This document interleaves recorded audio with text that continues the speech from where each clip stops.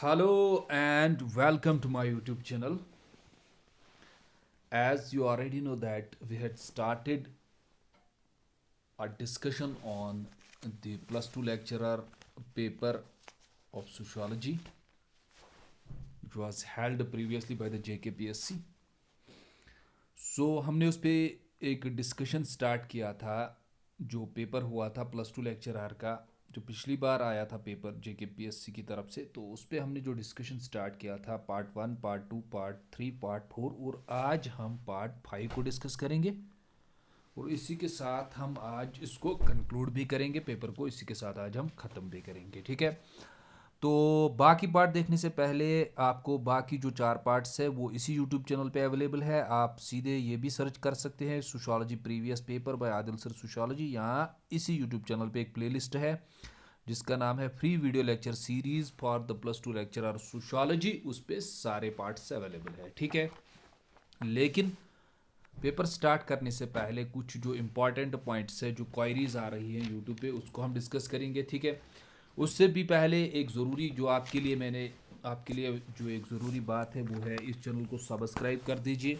Subscribe करने से या लाइक करने से आपका कुछ नहीं कटेगा, उसमें आपको कोई पैसे नहीं देने हैं। ठीक है, एक अच्छी इन्फॉर्मेशन अगर आपको मिल रही है, एक अच्छा कंटेंट आपको अगर मिल रहा है तो प्लीज़ सब्सक्राइब कीजिए एंड लाइक कीजिए और शेयर कीजिए इस चैनल को। ठीक है, और बहुत सारे लोग जो हैं वो देख रहे हैं इस यूट्यूब चैनल को लेकिन वो लाइक नहीं कर पाते हैं या सब्सक्राइब नहीं करते हैं, तो it shows the sense of maturity. उनके अंदर कौन सा सेंस ऑफ मैच्योरिटी है वो खुद वो शो करता है। ठीक है, तो कम से कम इस चीज़ को तो कीजिए, इसमें आपका कुछ पैसा या कुछ और नहीं कट जाता है।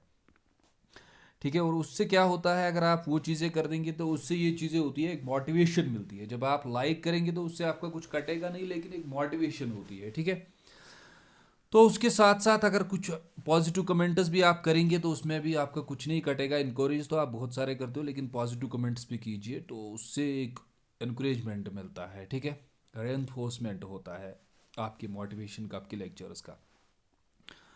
पॉइंट नंबर सेकंड जो है कि हम आज इसको कंक्लूड करने वाले हैं। पेपर आज हमारा एंड हो जाएगा इसका डिस्कशन। ठीक है, आज हम 30 क्वेश्चंस डिस्कस करेंगे।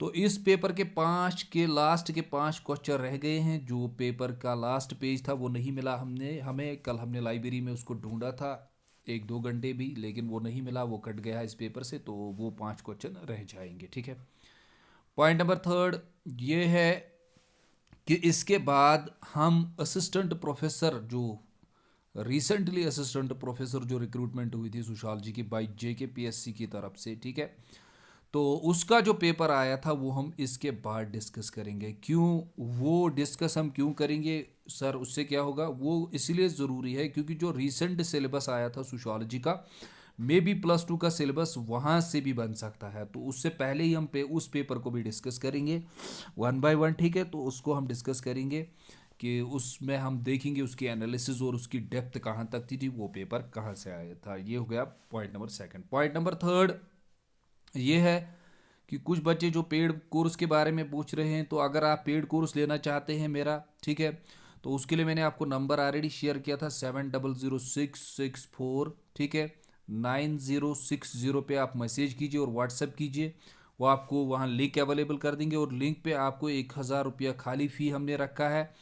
ठीक है, तो वहाँ आपको 1000 रुपया पे कर रहे हैं, वहाँ वो कर लीजिए। ठीक है, वो पे कर दीजिए और कोर्स ले लीजिए, और ताकि हम उस कोर्स को जल्दी से स्टार्ट कर लेंगे। ठीक है, तो उसमें ऑलरेडी बहुत सारे बच्चे आ चुके हैं। अगर आप लेना चाहते हैं तो हम कुछ दिन इसका वेट करेंगे, तो वो आप ले लीजिए और वो हम स्टार्ट करेंगे। ठीक है, लेक्चर 1 से ही। उसके साथ साथ बहुत सारे बच्चों ने कमेंट्स भी किए थे कि सर पेपर शेयर कर दीजिए। यस, ये पेपर जो है आज हम इसको एंड कर देंगे और उसके सारे PDF जो है वो मैं टेलीग्राम पे शेयर कर दूंगा। ठीक है, हमने टेलीग्राम पे एक ग्रुप बना के रखा है, तो उसको आप ज्वाइन कीजिए। ठीक है, वहाँ हम सारा जो भी इंफॉर्मेशन होती है सोशियोलॉजी के रिलेटेड, चाहे PDF मटेरियल हो, बुक्स हो, ई-बुक्स हो अवेलेबल, यहाँ कोई भी information related to sociology, net set की, यहाँ PhD एंट्रेंस की कोई भी इंफॉर्मेशन जो होती है वो हम वहाँ शेयर कर देते हैं। ठीक है, तो उसके साथ साथ चैनल को सब्सक्राइब कर दीजिए क्योंकि इस चैनल पे बहुत सारे वीडियोस आते हैं। अगर आप सब्सक्राइब नहीं करते हैं तो वो जो फिर वीडियोस आते हैं उनका आपको पता ही नहीं चलता है। ठीक है, तो सब्सक्राइब से ये होगा, बेल आइकन जब आप दबा देंगे तो जैसे ही कोई वीडियो इस चैनल पे अपलोड हो जाएगा वो आपके यूट्यूब चैनल पे आ जाएगा। ठीक है, तो चलिए करते हैं हम डिस्कस पेपर को, देखते हैं क्वेश्चन नंबर 81 को पहले। ठीक है, वन बाय वन हम देखेंगे आज क्वेश्चंस को और वन बाय वन हम इनका सॉल्यूशन भी जोड़ेंगे। ठीक है, तो क्वेश्चन नंबर 1 हमें क्या कहता है, क्वेश्चन नंबर 81 हमें कहता है dash dash program was launched to promote self employment for rural people.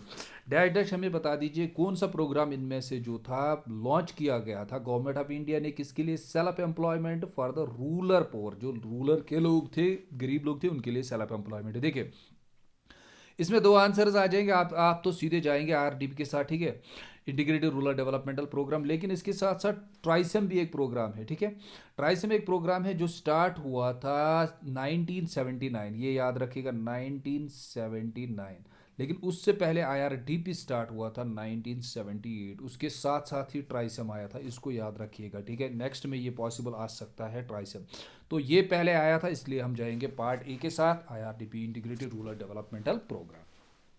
चलिए आते हैं क्वेश्चन नंबर 82 पे। 82 क्या कहता है, the Indian government adopted the policy of population planning. Indian government ने कब पॉपुलेशन पॉलिसी प्लानिंग जो थी वो अडॉप्ट की थी या लाई थी। ठीक है, किस दौर में लाई थी, देखिए इसमें बहुत सारी चीजें आपको मिलेंगी, कब कब इंडिया ने पॉपुलेशन पॉलिसी लाई थी, तो उसमें बहुत सारे ऑप्शंस आपको मिलेंगे। ठीक है, जब से आज़ादी हुई, आज़ादी के बाद ही जो श्री इंदिरा गांधी का जो पीरियड था वो मेन था पॉपुलेशन प्लानिंग के रिलेटेड। ठीक है, उनमें उन्होंने बाय फोर्सेस भी कुछ चीज़ें डेवलप की थी। ठीक है, तो वहाँ से ही स्टार्ट हो गया था, तो धीरे धीरे बाद में यानी कि वन बाय वन बहुत सारे पॉपुलेशन प्रोग्राम आए, इंडियन इंडियन गवर्नमेंट ने लाए। ठीक है, तो सबसे पहले अगर हम देखेंगे तो जो सबसे पहले आया था फर्स्ट, ठीक है, तो हम जाएंगे वो है पार्ट डी, यानी पार्ट डी है 1952। फिर उसके बाद आया था 1979 में भी एक प्रोग्राम आया था, ये भी आप याद रखेंगे। 2000 में भी एक प्रोग्राम आया था, वो भी आप याद रखेंगे। लेकिन इस वक्त जो था वो किसी टाइम पे वो फोर्स्ड था, उसमें फोर्स था, किसी टाइम पे गवर्नमेंट ने ऐसे इनिशिएटिव्स क्रिएट किए कि उनको कुछ पैसे दिए गए स्टरलाइजेशन के लिए, पॉपुलेशन कंट्रोल के लिए। ठीक है, या जो पॉपुलेशन कंट्रोलिंग कंट्रासेप्टिव्स है वो फ्री कर दिए गए, तो बहुत सारे पॉलिसीज में बहुत सारी चेंजेस आई, तो वन बाय वन बहुत सारे पॉलिसीज आई। तो जो पहली आई थी वो 1952 आई थी, तो हम इसी के साथ जाएंगे। ठीक है, 1952। अब देखते हैं क्वेश्चन नंबर 83 को, the basic intention of the महिला समृद्धि योजना। इसका बेसिक इंटेंशन क्या था, इसका बेसिक मकसद क्या था। जो महिला समृद्धि योजना थी ये प्रोवाइड करता था माइक्रो फाइनेंस। ठीक है, तो ये माइक्रो फाइनेंस प्रोवाइड करता था, ये लोन प्रोवाइड करता था विमेन को, किसके लिए, ट्रेनिंग और सेल्फ एम्प्लॉयमेंट के लिए। ठीक है, to livelihood of the women, to promote saving habits भी नहीं आएगा, to enhance the skill and talent of women. ठीक है, to develop the self employment among the women. ठीक है, उनका खुद का डेवलपमेंट, यानी खुद वो कुछ चीज़ें डेवलप करे, तो ये आती थी अंडर सोशल मिनिस्ट्री, यानी कि सोशल जस्टिस ऑफ एम्पावरमेंट के तहत ये स्कीम आई थी, तो इसका पार्ट डी आंसर बनेगा। ठीक है, ये पार्ट नंबर क्वेश्चन नंबर 83 का। तो 84 को देखते हैं हम। क्वेश्चन नंबर 84 क्या कहता था, introduction of 5 year plan in India lead to. जब 5 ईयर प्लान लाया गया था तो वहां कौन सा मॉडल ऑफ द डेवलपमेंट, इनको हम मॉडल्स ऑफ डेवलपमेंट बोलते हैं, याद रखिएगा।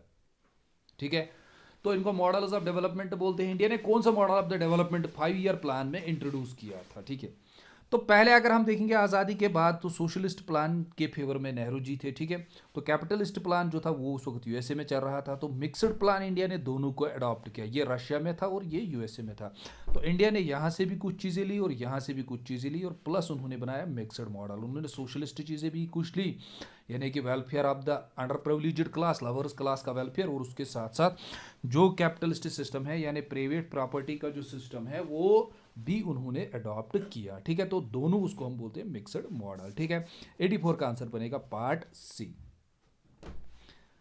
चलते हैं 85 पे, which one of the following is not an element of community. इनमें से एलिमेंट ऑफ कम्युनिटी नहीं, कौन नहीं है। तो हमेशा अगर आप कम्युनिटी को पढ़ना चाहते हैं, जो ऑलरेडी इस यूट्यूब लेक्चर, इस यूट्यूब सीरीज, सॉरी इस यूट्यूब चैनल पे अवेलेबल है, जो मैंने ऑलरेडी पढ़ाया है, तो वहाँ भी मैंने फोकस करवाया है कि फ्यूचर्स पे कम्युनिटी, सोसाइटी और ऑर्गेनाइजेशन एंड एसोसिएशन में सबसे ज़्यादा क्वेश्चन जो आते हैं वो इनके फ्यूचर्स पे आते हैं। इनमें से इसका एलिमेंट कौन नहीं होता है। कम्युनिटी में मस्ट है वी फीलिंग, यानी कि कॉन्शियसनेस डेवलप होना। ठीक है, और जिस हम फील करते हैं कि हम वी फीलिंग है, हमें लाइकनेस है, ठीक है। टेरिटरी भी इनकी एक होती है, ठीक है। सेल्फ सफिशिएंसी भी इनकी होती है, कम्युनिटी की हो सकती है। तो कल्चरल डाइवर्सिटी कम्युनिटी में ज़्यादा नहीं होती है, कल्चरल डाइवर्सिटी जो है वो कम्युनिटी सोसाइटी में ज़्यादा होती है, ठीक है। तो इसका हम कर देंगे पार्ट डी आंसर। ये बहुत ईजी क्वेश्चन था। क्वेश्चन नंबर 86 अगर हम देखेंगे, rural urban fringe is known as the outskirts of the urban heartland, ठीक है। तो फिर क्या कहता है, it never acts as an interface between the urban and rural. Question number 86 को थोड़ा एक्सप्लेन करेंगे, ठीक है। देखिए, रूरल और अर्बन ये क्या होता है, रूरल और अर्बन फ्रिंज ये होता क्या है एक्चुअली में। देखिए, ये रूरल एरिया है हमारा, गांव का विलेज एरिया, ये अर्बन है हमारा, अर्बन सेंटर। तो ये लोग जो हैं, ये लोग जब यहाँ माइग्रेट होते हैं तो इसके बाहर एक एरिया आता है जहाँ ये लोग दोनों मिलते हैं, ठीक है, जिसको फ्रिंज बोलते हैं, जहाँ रूरल अर्बन के लोग मिलते हैं, इंटरेक्शन करते हैं। मिलते मतलब रहते हैं या बिजनेस करते हैं यहाँ, या इनका बिजनेस एरिया होता है, ये मेन सिटी से थोड़ा बाहर होता है। तो इसको हम बोलते हैं आउटस्कर्ट्स आर द अर्बन हिटलैंड, इसको हम अर्बन हिटलैंड भी बोलते हैं, ये भी ठीक है, ठीक है, या आउटस्कर्ट्स बोलते हैं, तो ठीक है। तो ये क्या कहते हैं, the urban rural urban fringe is known and outskirts, इसको हम आउटस्कर्ट्स बोलते हैं, ठीक है। आर बोलते हैं अर्बन हिटलैंड, ये भी ठीक है। तो ये स्टेटमेंट बनेगा यस, ये ठीक है। लेकिन ये क्या कहता है हमें, फिर ये कहता है हमें, इट नेवर इंटरएक्ट्स, ये कभी भी ऐसे एक्ट नहीं करता है इन दोनों के बीच में इंटरफेस। इंटरफेस का मतलब होता है जहां ये लोग मिल रहे हैं, मीट हो रहे हैं। जैसे हम देखते हैं ना, हम जब मोबाइल पे किसी चीज़ को सर्च करते हैं तो हमारे ऊपर, हमारे आगे सामने एक इंटरफेस आता है, तो इंटरफेस के साथ हम समझते हैं कि चीज़ें हमें आगे क्या करना है, तो वो हमें समझाता है, उसके साथ हम मीट होते हैं। तो इंटरफेस का मतलब होता है यहाँ ये दोनों मिलते हैं। ये कहता है it acts as an interface, it acts as an interface between the rural and urban, ये इन दोनों के बीच में क्या करता है, ये नेवर एक्ट करता है। ये कहता है never act as an interface, ये कभी भी एज ए इंटरफेस एक्ट नहीं करता, यानी ये इन दोनों को यहाँ मीट नहीं होने देता है। तो ये स्टेटमेंट यानी कि ये करेक्ट नहीं है, रॉन्ग हो जाएगा। तो पहला स्टेटमेंट इसका करेक्ट है, दूसरा रॉन्ग है, तो एक्सप्लेनेशन भी नहीं बनेगा। तो ये दोनों तो कैंसिल हो जाएंगे। तो हम किसके साथ जाएंगे, A is true and R is false, ठीक है। तो रीजन इसका फॉल्स है, ठीक है। चलिए क्वेश्चन नंबर 87 को देखते हैं, ठीक है। Ekistics is the study of, ekistics is the study of, ये क्या होता है, इसमें हम क्या स्टडी करते हैं। तो सीधा इसमें हम स्टडी क्या करते हैं, एक्स्टिक्स में हम स्टडी करते हैं, यानी इसमें हम ह्यूमन सेटलमेंट के बारे में स्टडी करते हैं, ठीक है। एनिमल सेटलमेंट भी नहीं, नेचुरल सेटलमेंट और ज्योग्राफिकल सेटलमेंट भी नहीं बनेगा। तो इसका आंसर सिंपल बनेगा पार्ट ए। ये जो टर्म्स आए हैं, ये क्वेश्चंस ये डेमोग्राफी से आए थे, क्योंकि उस वक्त डेमोग्राफी उसमें एक यूनिट था, ठीक है। चलिए अरेंज करते हैं इसको। Arrange in order societal evolution, societal evolution कैसे हुआ इन ऑर्डर, यानी कि जो हम जनरली सोशल साइंस में एक्सेप्ट करते हैं। अगर आप इस चैनल के video lecture basics of sociology में जाएंगे, वहाँ मैंने एवोल्यूशन ऑफ सोसाइटी में पढ़ाया है कि जनरली हम कैसे एक्सेप्ट करते हैं एवोल्यूशन ऑफ सोसाइटी। तो पहले हम कहते हैं hunting and food gathering society थी, ठीक है। तो फिर धीरे धीरे उन्होंने क्या सीखा, उन्होंने जब चीज़ों को एनालाइज किया as per the social scientist, उन्होंने जब एनवायरनमेंट को देखा, उन्होंने कुछ सीड्स को देखा ज़मीन में गिरते हुए, फिर वहाँ दोबारा से वो चीज़ें पैदा हुई, तो उन्होंने एग्रीकल्चर को सीखा, ठीक है। फिर उनके बाद आया, फिर उसके बाद उनकी वहाँ डेवलपमेंट हो गया हॉर्टिकल्चर का, ठीक है। फिर हम उनको बोलते हैं पीजेंट्स, ठीक है। फिर आया लास्ट में इंडस्ट्रियल सेक्टर। देखिए अगर आप ऐसे भी नहीं कर पाएंगे, अगर आपका कंफ्यूजन हो गया, तो ये 1 बनेगा, इंडस्ट्रियल इसमें लास्ट बनेगा। तो 1 एंड लास्ट कहाँ आपको अवेलेबल हो जाएगा, इसमें भी 1 है और इसमें भी लास्ट है, ठीक है। तो दोनों अवेलेबल है। तो फूड एंड गैदरिंग सोसाइटी के बाद आई एग्रीकल्चरल सोसाइटी, यानी ये बन गया। फिर थर्ड आया फिर थर्ड आया हार्टिकल्चर, और ये पीजेंट, यानी पार्ट बी के साथ हम जाएंगे। तो 88 का क्या बनेगा, 88 का पार्ट बी आंसर बनेगा। चलिए 89 को देखते हैं। 89 को देखते हैं। The serving castes are called, ठीक है। ये आपको पता है, जो सर्विंग कास्ट्स होते हैं वो क्या होते हैं, ठीक है। तो जजमान तो आपको पता ही, और कमी जो जजमानी सिस्टम आपने पढ़ा होगा उसमें आपको पता होगा, ठीक है। वो आपने पढ़ा होगा, तो वो बहुत ईजी आंसर है, वो इसका कमीन्स बनेगा, ठीक है। According to Durkheim dash dash kind of the division of labour can be found in the cities, cities में आपको कौन सा डिवीजन ऑफ लेबर मिलेगा, ये तो ऑर्गेनिक है, सिंपल कंसेप्ट है, mechanical and organic division of labour, ठीक है।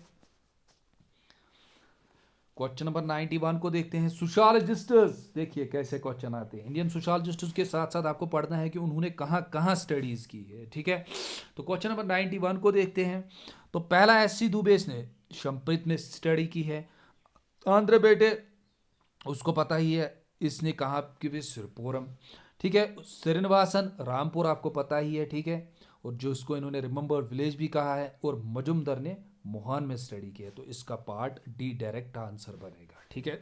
तो ये भी आपको पढ़ना है कि इन्होंने स्टडीज कहाँ की है। देखिए इनके, जब आप इंडियन सोशोलॉजिस्ट उसको अप्रोच करेंगे, इनके आपको कैसे अप्रोच करना है, पहले तो इनकी बायोग्राफी देखनी होगी, ठीक है।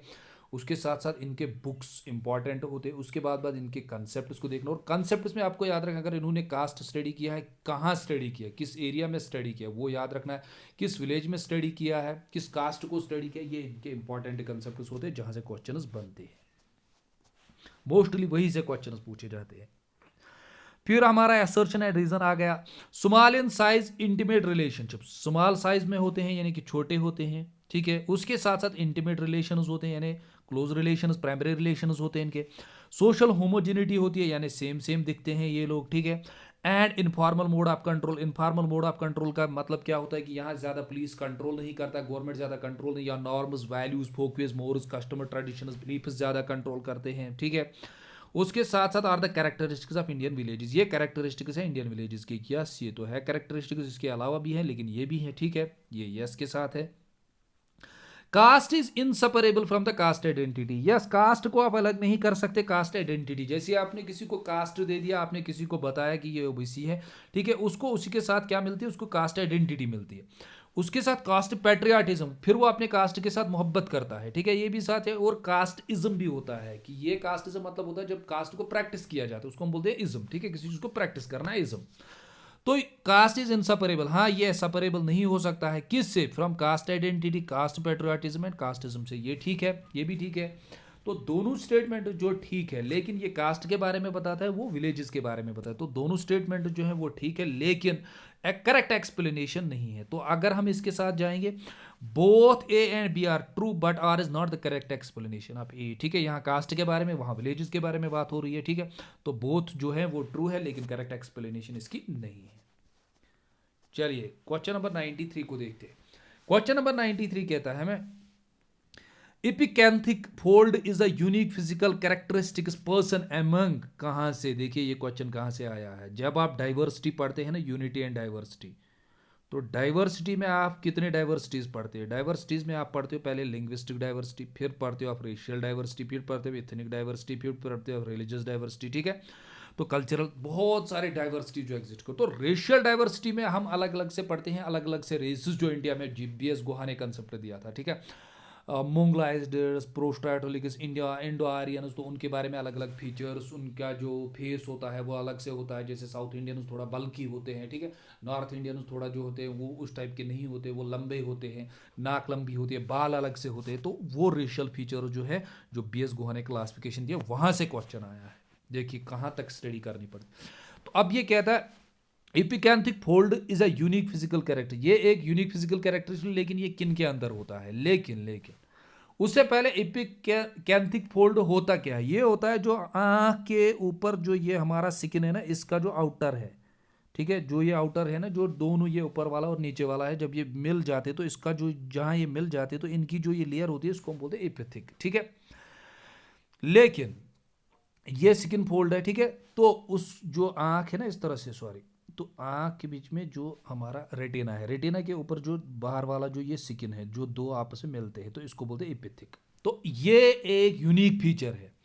किन में ये यूनिक फीचर है, यानी कि ये एपिथिक फोल्ड जो है ये एक यूनिक कैरेक्टरिस्टिक फिजिकल फीचर, लेकिन ये किन में है, ये दोनों आप याद रखेंगे। इसके बाद ये क्वेश्चन ऐसे भी आ सकता है, ये एशिया में भी पाया जाता है और अमेरिका में भी पाया जाता है, ठीक है, एक यूनिक फीचर है। तो यहां इसने जो क्वेश्चंस दिए हैं इनमें से किन में से हैं, तो ये मोंगलाइड, ठीक है। तो पार्ट डी इसका आंसर बनेगा 93 का, ठीक है। तो ये हमारा हो गया 90, क्वेश्चन नंबर 93। अब हम बढ़ते हैं क्वेश्चन नंबर 94 की ओर। 94 को हम देखेंगे। तो 94 जो अगर आप देखेंगे ये बहुत इजी क्वेश्चन है। ये कहां से आया है, ये डायरेक्ट आया है कहां से, ये आया है आपका 94 क्वेश्चन कि रिजर्व असर्शन से हाई यील्डिंग वैरायटी जिनको हम HYV बोलते हैं, seeds do not encourage agriculture. देखिए एग्रीकल्चर में एक रेवोल्यूशन आया था जिसे हम बोलते हैं, ठीक है, ग्रीन रेवोल्यूशन। फिर जो सीड्स आए थे इनकी एक नई वैरायटी आई थी, हाई यील्डिंग वेराइटीज, यानी ये ज़्यादा प्रोडक्शन देते थे। ठीक है, जो पुराने सीड्स थे वो ज़्यादा प्रोडक्शन नहीं देते। अब नए प्रोडक्ट सीड्स आए तो नए, यानी कि साइंटिस्ट ने इस पर रिसर्च किया, जो एग्रीकल्चर साइंटिस्ट थे उन्होंने नए सीड्स लाए, मॉडिफाइड सीड्स लाए, उनका जेनेटिक्स में चेंज किया, तो हमारे पास नए सीड्स आए। जब नए सीड्स आए तो उन नए सीड्स में क्या हुआ, उन नए सीड्स से प्रोडक्शन ज़्यादा निकली। तो seeds did not encourage agriculture, ये एनकरेज नहीं, ये तो गलत है। वो तो एग्रीकल्चर को एनकरेज करते हैं, यस, उससे ज़्यादा सीड्स निकले। जैसे आप अपने राइस में देखोगे तो नए नए सीड्स उसमें आ रहे हैं। ठीक है, या आप देखोगे जो आपके ये बनते हैं ना सब्जी वब्जी, तो उनमें भी बहुत सारे नए नए जो सीड्स आ रहे हैं, उनमें ज़्यादा प्रोडक्शन निकलती है और उसमें इनपुट कम लगता है। तो globalisation has shown enormous impact on agriculture in India, yes हुआ है। तो ये पहला गलत है, सेकंड ठीक है। ठीक है, both and B are true, A is true, B is false. पहला तो गलत है, A is false, R is true. तो इसका बनेगा पार्ट सी आंसर। ठीक है, चलिए, ग्लोबलाइजेशन का इंपैक्ट पड़ा है इंडियन एग्रीकल्चर पर। सर कैसे पड़ा है? ग्लोबलाइजेशन से हमें बहुत सारी चीज़ें मिली, जैसे टेक्नोलॉजी में आप देखोगे न्यू टेक्नोलॉजीज आज यूज़ हो रही है। जैसे सिंपल अगर आप देखोगे, अगर हम देखेंगे ना अपने हार्टिकल्चर में, तो हमारे हार्टिकल्चर में ग्लोबलाइजेशन का क्या इंपैक्ट बना, न्यू मशीन्स आ गई।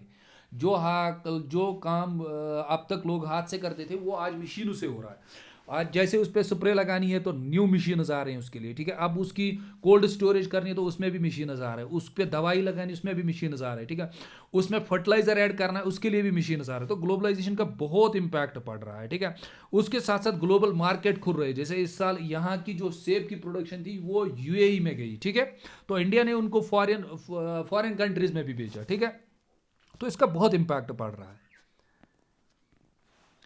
क्वेश्चन नंबर 95 अगर हम देखेंगे, who among the following has extensively studied Nagas, Naga tribe जो है, जो नागाज है, उन पे सबसे ज्यादा स्टडीज किसने की है? क्वेश्चन नंबर 95 का आंसर बनेगा part B, H Hooton.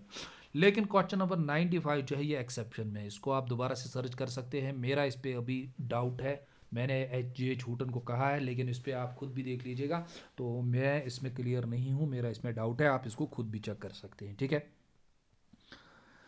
Question number 96, in India the sense of alienation is increasing among the Dalits, जो दलित हमारे हैं सबाल्टर्न, उनमें सेंस ऑफ एलिनेशन आपको पता है मार्क्स का कंसेप्ट है। तो ये होता है नॉन बिलोंगिंगनेस, उनको लगता है कि ये लोग जो हैं ये नॉन बिलोंगिंगनेस है, ये इस वाले यानी कि इंडिया के साथ बिलोंग नहीं करते यहाँ के लोगों के साथ। क्यों? क्योंकि इनके साथ जो ट्रीटमेंट किया जाता है ये खुद को दूसरे यानी ग्रुप के साथ एलिनेट करते हैं कि हम इस ग्रुप के साथ बिलोंग नहीं करते। देखिए, सेंस ऑफ एलिनेशन इस तरह से होता है, जब आपकी फैमिली में है, ठीक है, तो आपकी फैमिली उस तरह से आपको ट्रीट करती है कि आपको लगता है कि मैं इस फैमिली के साथ नहीं हूँ। जब आप फील करते हैं नॉन बिलोंगिंगनेस, आप इनके साथ बिलोंग नहीं करते, तो हम बोलते हैं एलिनेशन। तो इसी तरह से दलित्स के साथ होता है, जो इनका ट्रीटमेंट हो रहा है। ठीक है, कुछ जो प्रीकंसीव्ड नोशंस है इनके बारे में जो अभी भी यूज किए जाते हैं, तो दे फील एलिनेशन। ठीक है, ये ठीक है, ओके। जैसे बहुत सारे आईआईटीज में रिसेंटली इनकी कुछ बच्चों ने पिछली बार भी ये सुसाइड किया था, it is because of alienation, जो लोअर कास्ट के थे। सो एट्रोसिटीज अगेंस्ट दलित्स हैव ये इंक्रीज हो रहे हैं इन द रिसेंट टाइम। ठीक है, दोनों क्या कह रहा है कि पहले इनके सेल, जब इनकी एलिनेशन हो रही है, तो एलिनेशन क्यों हो रही है? क्योंकि इन पे एट्रोसिटीज हो रही है, इन पे जुल्म हो रहे हैं, वो जो जुल्म है वो बढ़ रहे हैं। जब ये बढ़ रहे हैं तो धीरे धीरे क्या हो रही है, इनमें एलिनेशन हो रही है। तो अब आपको समझ में आएगा क्वेश्चन क्या है। पहले स्टेटमेंट है, फिर उसी स्टेटमेंट को ये एक्सप्लेन करता है। तो रीजन असर्शन में इसी तरह से क्या होता है। अब आप लगाइए यहां बिकॉज, क्यों इनमें एलिनेशन क्यों हो रही है? बिकॉज, क्योंकि इन पे एट्रोसिटीज हो रही है, तो ये चीज इसको डिफाइन करता है। ठीक है, अब यहां पे आपको मिलेगा असर्शन को क्या जो रीजन है वो इसको डिफाइन भी करता है। एक तो दोनों ट्रू है और ये इसकी करेक्ट एक्सप्लेनेशन है। तो ये पहला क्वेश्चन आया जहां मैंने बोला आर इज द सॉरी ये बनेगा A part, R is the correct explanation of A. ठीक है, बिकॉज लगाइए, वो आपको खुद सॉल्व करके देगा, क्योंकि ये क्या ये आपको सॉल्व करके देगा कि ये इसकी करेक्ट एक्सप्लेनेशन है। क्वेश्चन नंबर 97 को देखते हैं, the most important rite to be conducted in Hindu marriage. जब हिंदू मैरिज होती है तो इसमें मोस्ट इंपॉर्टेंट जो रिट होता है वो क्या होता है? ठीक है, जो रिचुअल्स हम लोग करते हैं, जैसे हर किसी कल्चर में आप देखो, हिंदू, मुस्लिम, क्रिश्चियन, सिख, ठीक है, ट्राइब्स, उनके अपने अपने जब वो मैरिज करते हैं तो उनके अपने अपने कुछ मेन कस्टम्स होते हैं जो उनको रिलीजन करता है बिलीफ्स, और उसमें वो जो रिचुअल्स होते हैं वो फॉलो करते हैं, ठीक है। तो हिंदू मैरिज में सबसे कौन सा इंपॉर्टेंट है, तो इसको मैंने पढ़ाया है मैरिज को ऑलरेडी, मैंने मैरिज पढ़ा है, marriage among Hindus, marriage among Muslims, marriage among Christians, ठीक है। उसके साथ साथ मैंने पढ़ा है divorce among Hindus, Muslims and Christians, और मैरिज के जो इंपॉर्टेंट रिचुअल्स है वो मैंने शो किए हैं। अगर आप सर्च करोगे marriage among Hindus by Adil sir Sushal ji, वो आपको खुद मिलेगा, वहां मैंने इमेजेस भी दिखाए हैं कि कौन कौन से रिचुअल्स कैसे होते हैं, ठीक है, उस वीडियो लेक्चर में। तो इसमें जो सबसे बड़ा इंपॉर्टेंट होता है हिंदू मैरिज में, ठीक है, वो कौन सा होता है, ठीक है, जिसको बोलते हैं हम सप्तपदी, जिसका मतलब क्या होता है, संस्कृत में इसका मतलब होता है 7 स्टेप्स, ठीक है, 7 स्टेप्स। जो ये 7 स्टेप्स लेते हैं ना, ठीक है, जो जब ये क्या जो इनका सैक्रेड फायर होता है, ठीक है, जो सैक्रेड फायर इनका होता है वहाँ जब इनकी मैरिजेस होती है मेल और फीमेल के बीच में, ठीक है, तो वो लोग क्या करते हैं जब इनकी मैरिज होती है तो फिर ये 7 स्टेप्स लेते हैं उसके अराउंड में, ठीक है। तो वो 7 स्टेप्स मैंने सब वहाँ डिस्कस किए, कौन कौन सा स्टेप और उसका मकसद क्या होता है, उसका उसके वो स्टेप्स क्यों होते हैं, उनके पीछे क्या होता है। तो वो 7 स्टेप जो है उसी को हम बोलते हैं सप्तपदी, ठीक है, इन्हें संस्कृत में उसको हम 7 स्टेप्स बोलते हैं। तो ये इसका पार्ट सी आंसर बनेगा, ठीक है। तो ये हो गया हमारा क्वेश्चन नंबर 97। अब आते हैं हम क्वेश्चन नंबर 98 पे। The following is are true, इनमें से कौन सा ट्रू है, क्या इसने दिया है, देखिए ये रूरल सोशियोलॉजी से क्वेश्चन आया। Zamindari means the ownership of several villages by a single family. Zamindari का मतलब क्या होता है, देखिए इसको आपको पढ़ना होगा, जमींदारी सिस्टम, होतवारी सिस्टम और महिलावारी सिस्टम, ठीक है। तो जमींदारी सिस्टम यहीं पे आप दोबारा से याद रखोगे, और एक पॉइंट में यहाँ ऐड कर दूंगा, ये लॉर्ड कॉर्नवालिस ने दिया था, ठीक है, लॉर्ड कॉर्नवालिस ने ये दिया था, ठीक है, याद रखिएगा।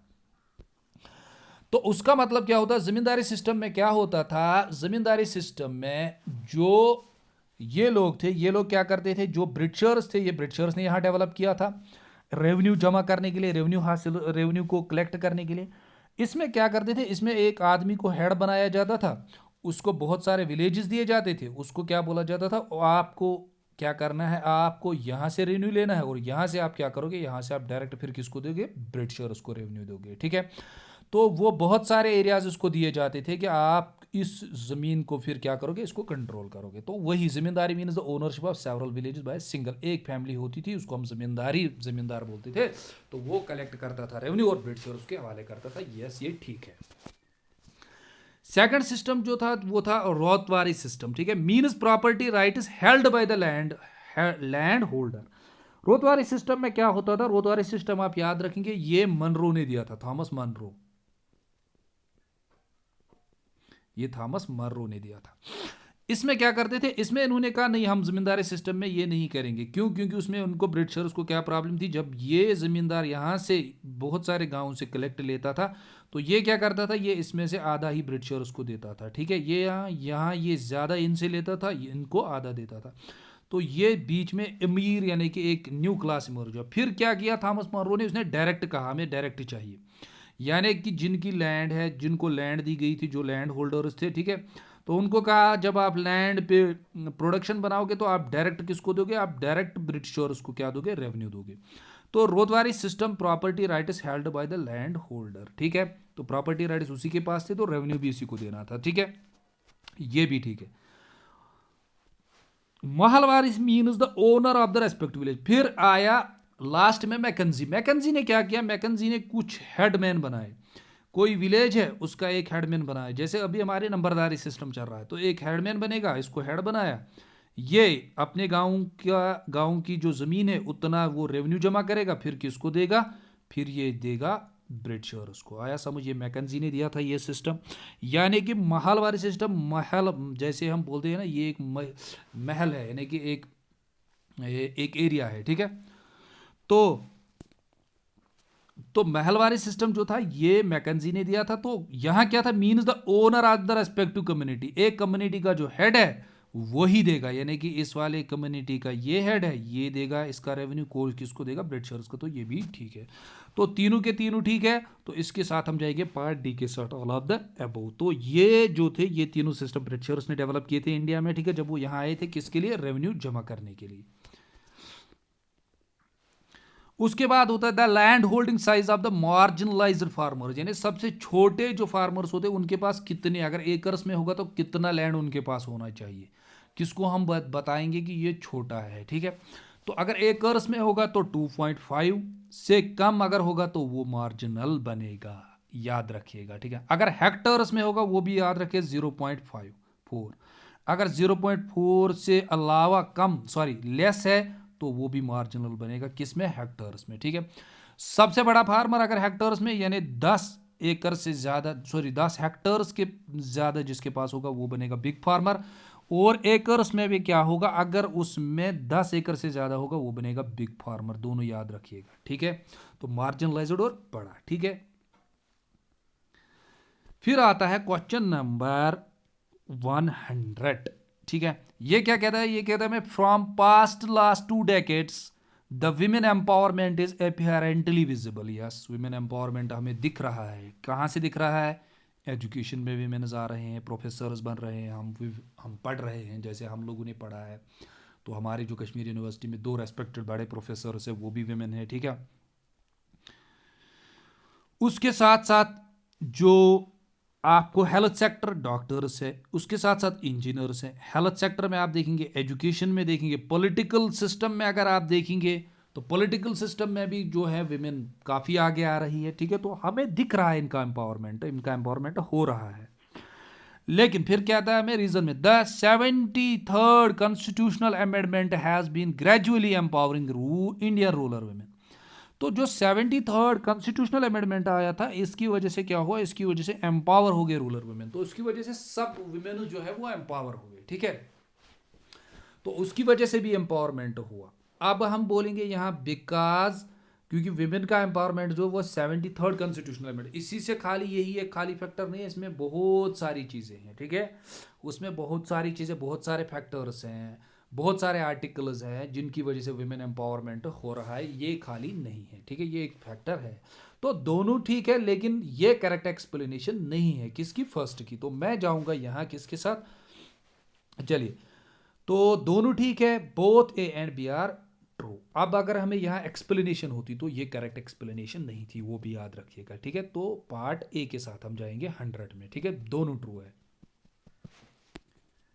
चलिए अब देखते हैं हम क्वेश्चन नंबर 101 को। 101 हमें दे रहा है डेवलपमेंटल थ्योरीज, और उसके साथ साथ किस किस ये डेवलपमेंटल थ्योरीज प्रोपोगेट की थी।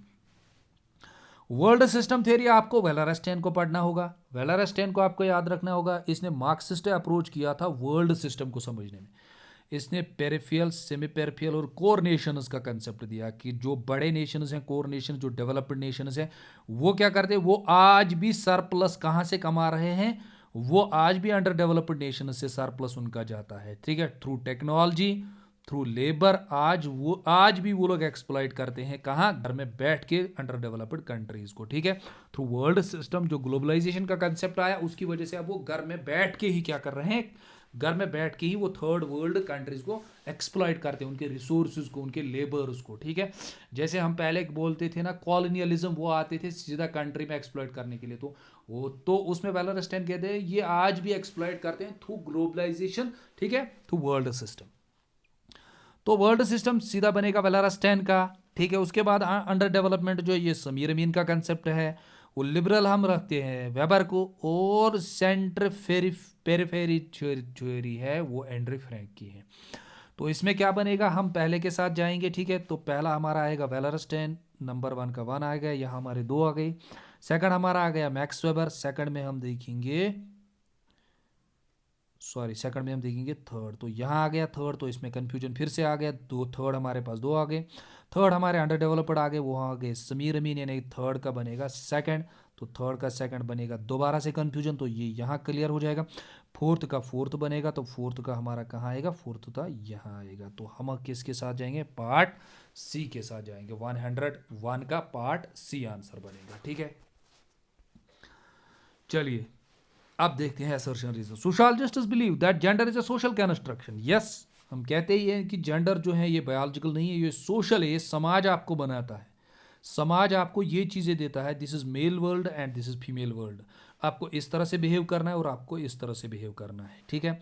तो जेंडर जो है ये सोशल कंस्ट्रक्शन है, ये ठीक है, यस, सिंपल क्वेश्चन है, पहला ही डिबेट।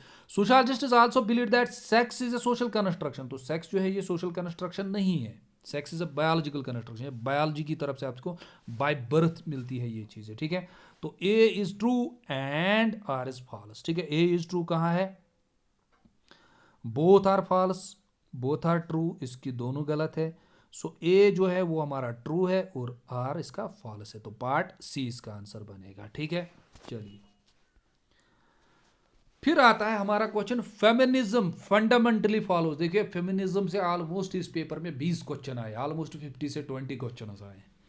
तो फेमिनिज्म जो है ये फंडामेंटली फॉलो किसको करता है, देखिए फंडामेंटली अगर आप देखेंगे फेमिनिस्ट जो है ना ये कॉन्फ्लिक्ट थियरी को फॉलो करते हैं, ये हमेशा स्ट्रगल करते हैं दो ग्रुप्स के बीच में, मेल और फीमेल के बीच में, ठीक है। ये हमेशा कहते हैं कि ये लोग जो हैं ये हमेशा एक्सप्लॉइट करते हैं इन फीमेल्स को, ठीक है, इन एवरी वे, एजुकेशन हो, हेल्थ हो, कोई भी हो, घर हो, होम हो, तो ये इन्होंने हमेशा एक्सप्लॉइट किसको किया, फीमेल। तो जब दो क्लास के बीच में एंटोगोनिज्म डेवलप हो जाएगा तो मार्क्सिस्ट कॉन्फ्लिक्ट थ्योरी आ जाएगी, इन्हें स्ट्रगल आएगी, ठीक है। और उसके साथ साथ ये पोस्ट मॉडर्न फेमिनिस्ट जो आए थे जिन्होंने कहा था कि जिसमें हमारे पोस्ट जैसे ब्लैक फेमिनिज्म आया था, उन्होंने कहा था कि पोस्ट मॉडर्न फेमिनिज्म में उन्होंने क्या कहा था कि हर जो विमेन सेक्शन है उनकी अपनी प्रॉब्लम है, मुस्लिम विमेन, ठीक है, क्रिश्चियन विमेन, हिंदू विमेन, उसके साथ साथ ब्लैक विमेन, उसके साथ साथ जो घर में काम करते हैं, उसके साथ साथ जो कॉर्पोरेट सेक्टर्स में काम कर रहे हैं, तो हर किसी ग्रुप ऑफ विमेन की अपनी अपनी प्रॉब्लम्स है। तो अपनी अपनी प्रॉब्लम्स के लिए आप एक सोल्यूशन नहीं दे सकते, उनको आपको अलग से सोल्यूशन देने होंगे। जैसे कोई घर में काम करती है उसकी जो प्रॉब्लम है उसमें वही सोल्यूशन देना पड़े, कोई कॉर्पोरेट सेक्टर में काम करती है उसके वर्क प्लेस पे उसका सेक्सुअल हैरासमेंट हो तो वहां उसका सोल्यूशन देना पड़ेगा, तो एक सोल्यूशन से सोल्यूशन नहीं निकलेगा। तो पोस्ट मॉडर्न फेमिनिज्म और मार्क्सिस्ट फेमिनिज्म इसका आंसर बनेगा।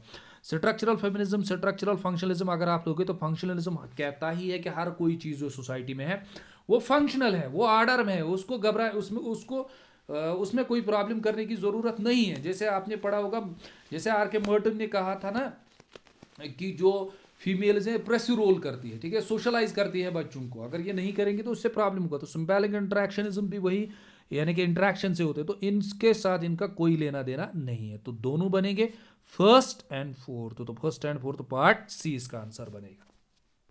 चलिए अब आते हैं क्वेश्चन नंबर 104 पे। देखिए 104 को अगर आप सर्च करेंगे और जिस तरह से मैंने इसको पढ़ा था और मैंने इसको सर्च भी किया, इसमें जो ये दो डेट्स हैं इनमें बहुत सारी वेरिएशंस आपको मिलेंगी, books as well as online material, तो इसमें बहुत सारा वेरिएशन है। इसमें दो पार्ट्स आंसर बनते हैं, part C and part D. इसमें वेरिएशन आपको दिखेगी बोथ बुक्स में भी और ऑनलाइन सोर्सेज पे भी जब आप कंसल्ट करोगे। तो इस क्वेश्चन का आंसर कुछ भी नहीं मैं बताऊंगा, क्योंकि इसमें दो जो है पार्ट्स वो डाउट में है, उनमें वेरिएशन बहुत सारे डेट्स में है। तो ये जो क्वेश्चन है मुझे लगता है ये क्वेश्चन जो है इसमें मिस्टेक हुई थी बाय जिसने ये पेपर सेट किया था, ठीक है। तो इसमें आप खुद भी चेक कर सकते हैं। क्वेश्चन नंबर 105 जो हमारे पास था उसका आंसर क्या है, वो हमें क्या कहता है। यहां से बुक्स दी गई है फेमिनिस्ट्स की और यहां से उनके नाम आपको बताने हैं। देखिए जो सिलमत फायरस्टून है इसकी डायलेक्ट्स ऑफ सेक्स है, ये इसी ने लिखी है, और बेटी फ्राइडन जो है इसने फेमिनिस्टिक मास्टिक लिखी थी, ठीक है। तो क्वेश्चन नंबर 105 का आंसर क्या बनेगा आपका, तो जाइए दोनों के साथ पहले हम देखेंगे सेकंड का क्या बनेगा, फर्स्ट, सेकंड हम फर्स्ट, इसमें कंफ्यूजन है, ठीक है। इसमें दो फर्स्ट दिए गए, पहले में भी फर्स्ट, फिर हम बेटी फ्राइडन के साथ जाएंगे, बेटी फ्राइडन ने लिखे हम फेमिनिस्ट मास्टिक, तो वो बनेगा हमारा कौन सा, थर्ड का हमारा बनेगा फोर्थ, तो थर्ड का हमारा फोर्थ आएगा, ठीक है। इसमें भी कंफ्यूजन है, इसमें भी फिर नीचे और एक फोर्थ है। तो उसके बाद हम देखेंगे और क्या आंसर बनेगा हमारा, ठीक है। वेट ए सेकंड, तो उसके बाद जो हमारे हेली हॉक्स है, हेली हॉक्स ने लिखी है, वो हेली हॉक्स को आप अगर छोड़ देंगे, अगर आपने इनको नहीं सुना होगा, तो अगर हम वाई डेवीज़ को देखेंगे तो वाई डेवीज़ की जो बुक है, ठीक है, तो उसने जो लिखी थी उसने लिखी थी विमेन रेस एंड क्लास, ठीक है। तो इसका पार्ट बी आंसर बनेगा, ठीक है। तो इनको याद रखिएगा, इनको भूलिए मत, ये इंपॉर्टेंट चीज़ें होती हैं, हर किसी कंसेप्ट को सॉल्व करने की कोशिश कीजिए, उससे क्या होता है, उससे आपके क्वेश्चंस और भी निकल जाते हैं जो नेक्स्ट एग्जाम में आते हैं। The concept of gender vertigo is introduced by, या वर्टिगो जो है ये किसने कंसेप्ट दिया था, ये कंसेप्ट दिया किसने था। देखिए इसमें जो आंसर्स है वो जो आंसर्स है इसका पहला जो इंट्रोड्यूस किया गया था उसका जो नाम है वो इस लिस्ट में अवेलेबल नहीं है, ठीक है। क्यों? क्योंकि ये कंसेप्ट जो दिया था ये दिया था बारबेरा रिस्मानी, RISMA, ये बारबेरा रिस्मानी दिया था। ये सोशोलॉजिस्ट थी नॉर्थ कैलिफोर्निया यूनिवर्सिटी से, ठीक है। ये नॉर्थ कैलिफोर्निया जो स्टेट यूनिवर्सिटी वहां से थी ये सोशोलॉजिस्ट। तो इसका जो है वो यहाँ नहीं आया है इसका नाम, तो इसका नाम जो इन्होंने फिर अलग अलग से दिया था। तो इसका साथ इस क्वेश्चन पे भी मैं किसी की भी ऑप्शन के साथ नहीं जाऊंगा। तो ये कंसेप्ट फर्स्ट इंट्रोड्यूस ही इसी ने किया था, ये कंसेप्ट आया ही था जनरल स्टडीज़ में इसकी थ्रू। तो अगर आपको कोई इन चारों में से मालूम है तो वो बता दीजिएगा, वो हम फिर पिन कर देंगे कमेंट्स में। क्वेश्चन नंबर 107 जो है ये हमें कहता है beauty is not appearance it is a behaviour. ये किसने कहा था, ठीक है। जो हमारी नाइमो वुल्फ है इसने ऑलरेडी एक बुक ही लिखी थी जिसका नाम ही था ब्यूटी मिथ। याद रखिएगा ये आगे भी आ सकता है फिर ये क्वेश्चन, ब्यूटी मिथ उसका नाम ही था। ब्यूटी जो है ये मिथ है क्योंकि इसने उसमें कहा था कि जो ब्यूटी है ये टूल है, ब्यूटी जो है ये टूल है। कौन यूज करते हैं? ये टूल है, यूज टू रेनफोर्स, ये रेनफोर्स के लिए यूज किया जाता है सोसाइटी में। किसके लिए? To follow the sexist norms, जो विमेन्स है ताकि वो नॉर्म्स को फॉलो करे, सेक्सिस्ट नॉर्म्स को। That women are expected to follow this appearance, जब वो इन चीज़ों को फॉलो करेगी ब्यूटी अपीयरेंस को तो उससे क्या होता है, उससे उसका फिर एक्सप्लॉइट होता है, ठीक है। तो इसलिए इसने कहा था ये एक मिथ है, ये अपीयरेंस ब्यूटी जो है, beauty is not appearance is a behaviour, ये बिहेवियर है। इसमें फिर जो इसकी बुक थी ब्यूटी मिथ उसमें इसने इस चीज़ को एक्सप्लेन किया था। तो हम जाएंगे पार्ट बी के साथ। क्वेश्चन नंबर 108 जो है वो कहता है feminisation of poverty related to women. Feminisation of poverty, feminisation feminism आपको पता है ये कंसेप्ट जो है ये पॉवर्टी का कंसेप्ट है, ये रिलेटेड टू वुमेन है। यस, फेमिनाइजेशन ऑफ पॉवर्टी का कंसेप्ट ही है जेंडर में, जिसको आप समझेंगे कि विमेन जो है वो कैसे ट्रैप पॉवर्टी में होते हैं, उनको लो वेजेस दिए जाते हैं, वो हमेशा पॉवर्टी ट्रैप में रहते हैं, ठीक है। तो increase chances of women from poverty are less due to low pay wages. Feminisation of poverty जो है ये इंक्रीज करता है चांसेस फॉर विमेन, किनके? विमेन के chances from poverty are less, poverty से निकलने के लिए। क्यों? ड्यू टू लो पे, इनको लो पे दिया जाता है, ठीक है। जैसे आजकल ये एक ट्रेंड इमर्ज हो रहा है, अगर आप अपनी सोसाइटी में देखेंगे, हमारा जो प्राइवेट सेक्टर है, प्राइवेट स्कूल सेक्टर, वो लोग पे कर रहे हैं विमेन को low pay wages as compare to male, या विमेन को जॉब दिया जाता है उनको लो वेजेस दिए जाते हैं, ठीक है। एंड ग्रेटर डिपेंडेंसी, और जिसकी वजह से इन लोगों की क्या होती है, ये ग्रेटर डिपेंडेंट होते हैं किस पे? मेन पे होते हैं, ठीक है। अब जो feminisation of poverty related to women है, ठीक है, ये कंसेप्ट जो है ये क्या करता है, फिर हमने कहा ये इंक्रीज चांसेस करता है विमेन के फ्रॉम पॉवर्टी और लेस, पॉवर्टी से निकलने के लिए उनके चांसेस बहुत कम हो जाते हैं क्योंकि वो पॉवर्टी सर्कल में फंस जाते हैं, ठीक है, जिसको हम बोलते हैं विशियस सर्कल ऑफ पॉवर्टी। जब वो पॉवर्टी सर्कल में जाते हैं वो सेव नहीं कर पाते हैं, उनके ज़्यादा खर्चे होते हैं, तो ये इस सर्कल से वो बच्चों को अच्छी एजुकेशन नहीं दे पाते हैं, तो ये सर्कल में हमेशा इस पॉवर्टी सर्कल में फंस जाते हैं। तो हम क्या करेंगे, हम देखेंगे पहला भी करेक्ट है दूसरा भी करेक्ट है, ठीक है, बोथ आर करेक्ट। लेकिन इंक्रीजिंग चांसेस, जब ये फेमिनाइजेशन ऑफ पॉवर्टी सर्कल में फंस जाते हैं तो इनके चांसेस ज़्यादा फंस जाते हैं पॉवर्टी में और बाहर निकलना इनका मुश्किल हो जाता है। तो हम बोलेंगे यार इस करेक्ट एक्सप्लेनेशन आप ए, तो हम पार्ट ए के साथ जाएंगे। तो यू है, मैंने आपको पहले कहा रिजर्व असर्शन में आपके चॉइसेस हैं, क्योंकि यहाँ पे जो है बहुत सारे स्कॉलर्स हैं जो ऑलरेडी PhD भी है, नेट भी है, तो उनके लिए मैंने बार बार कहा है कि आप खुद देख लीजिएगा, आप खुद भी जान सकते हैं। तो मैं पार्ट बी के साथ जा रहा हूँ। आपके पास सोशियोलॉजी की एक क्वालिटी है क्योंकि हमारे पास बहुत पर्सपेक्टिव से चीज़ों को समझने के लिए, तो आपके पास किसी और पर्सपेक्टिव से भी समझ सकते हैं, जितनी आपके पास स्टडी हो सकती है तो आप किसी और पार्ट के साथ भी जा सकते हैं। तो मैं चाहता हूँ पार्ट ए के साथ, ठीक है। क्वेश्चन नंबर 109 क्या कहता है हमें? क्वेश्चन नंबर 109 हमें कहता है कि man is by nature superior, by nature man superior और फीमेल इज इंफीरियर, ठीक है। The one rules and the other is ruled, एक रूल करता है दूसरे पे रूल किया जाता है। तो ये कंसेप्ट जो है सीधा अरिस्टोटल का कंसेप्ट आपको पता होगा अगर आपने पॉलिटिकल साइंस पढ़ा होगा, ठीक है। तो उसके साथ साथ इम्मानुएल पैंकहर्स्ट जो है वो क्या है, वो हमें कहते हैं, सॉरी यहाँ अजान हो रही है तो तब तक हम वेट करेंगे थोड़ा बहुत, ठीक है। तो चलिए देखते हैं हम लास्ट के 3 क्वेश्चन जो अभी रह गए हमारे। तो इमिनाइल पैंकहर्स्ट जो थी ये एसोसिएट किसके साथ थी, तो ये एसोसिएट थी सफोगेट मूवमेंट, ठीक है।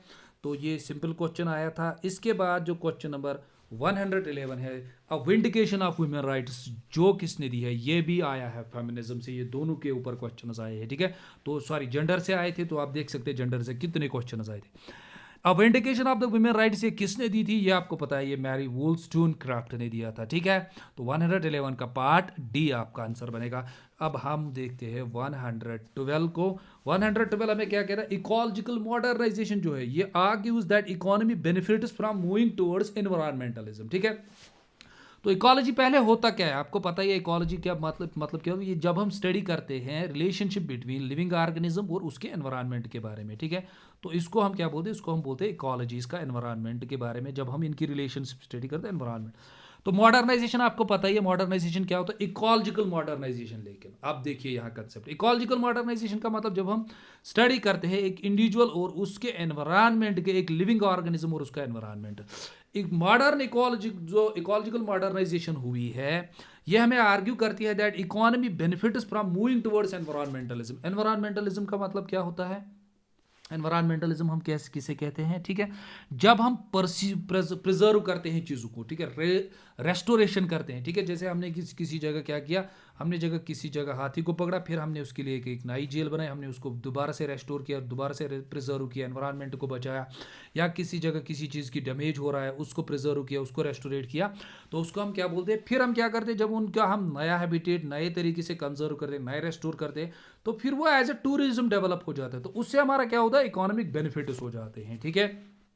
तो हमने इसने कहा ecological modernization argues that economy benefits from moving towards environmentalism. जब आप एनवायरनमेंट को रेस्टोर रिहेबिलिटेट करोगे तो आपको क्या होगा, आपके इकोनॉमिक बेनिफिट्स हो जाएंगे। यस, हो जाते हैं। It never deals with the environmental, ये इसके साथ डील नहीं करता। Readaptation of economic growth and industrial growth, ये गलत है। जैसे ही हमने कहा कि ये चीज़ जो इकोलॉजिकल मॉडर्नाइजेशन क्या हो, ये हमें एनवायरमेंटलिज्म की ओर ले जाते हैं। एनवायरमेंटलिज्म हम रिहेबिलिटेट, रेस्टोरेशन और प्रिजर्व करते हैं एनवायरमेंटल चीज़ को, तो ये क्या बनेगा, ये गलत बनेगा और ये राइट बनेगा, ठीक है। तो ये रॉन्ग हो गया, ये राइट हो गया। तो हम जाएंगे किसके साथ, A is true and R is false, ठीक है। सॉरी, अब लास्ट में देखेंगे हम क्वेश्चन नंबर 113। तो 112 हो गया, 113 को देखें। The very first root of environmental movement in India lays, तो जो first root of environmental movements का था, यानी कि जो एनवायरमेंटल मूवमेंट्स हमारे यहाँ हुए, चिपको मूवमेंट्स, उसका जो हमारा रूट है वो कहाँ से हमें मिल रहा है, तो वो मिलता है हमें दशोली ग्राम स्वराज संघ, ठीक है।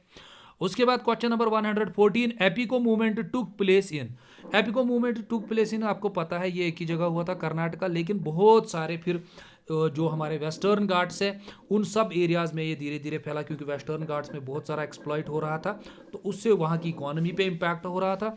फिर सब जगह, जैसे हम बोलते हैं कि इसमें जो हमारे कर्नाटका है वहाँ पे इम्पैक्ट पड़ा, ठीक है, केरला पे पड़ा, तमिलनाडु पे पड़ा और महाराष्ट्र पे भी पड़ा, ठीक है। तो वेस्टर्न घाट्स पे इसका बहुत सारा इम्पैक्ट पड़ा फिर इस वाले एरियाज में डिफॉरेस्टेशन की वजह से, ठीक है। तो एपिको मूवमेंट फिर इस वाले एरिया में सभी जगह फैला, जिसे हम बोलते हैं वेस्टर्न घाट्स। तो इसका बनेगा पार्ट सी आंसर, ठीक है। Part C, first, second, third and fourth.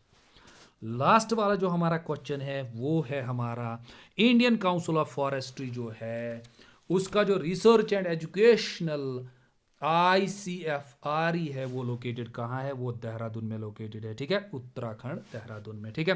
तो इसके साथ हमारे सारे क्वेश्चंस, जो हमारा क्वेश्चन पेपर था वो कंप्लीट हो जाता है, ठीक है। तो सारे क्वेश्चंस हमारे कंप्लीट हो गए, लेकिन 5 क्वेश्चंस हमें रह गए। एक पेज जो इस क्वेश्चन पेपर का था वो हमें लाइब्रेरी से भी नहीं मिला, यहाँ जो मेरी अपनी लाइब्रेरी है उसमें ये पेपर था, वहाँ से भी नहीं मिला। तो उसको हम कोशिश करेंगे, अगर मिला तो डिस्कस करेंगे, नहीं तो नहीं मिला तो उसके लिए I am sorry, I can't provide it. मैंने उसको बहुत कोशिश की ढूंढने की, वो नहीं मिला। तो आपसे यही गुजारिश है कि आप इस चैनल को सब्सक्राइब कीजिए, कम से कम इस वीडियो पे लाइक तो बनता है, ठीक है। एक इन वीडियोस पे जो आप देख रहे हैं इन पे तो लाइक तो कर सकते हैं आप, ठीक है। तो बहुत बहुत शुक्रिया आपका बने रहने के लिए, थैंक्स।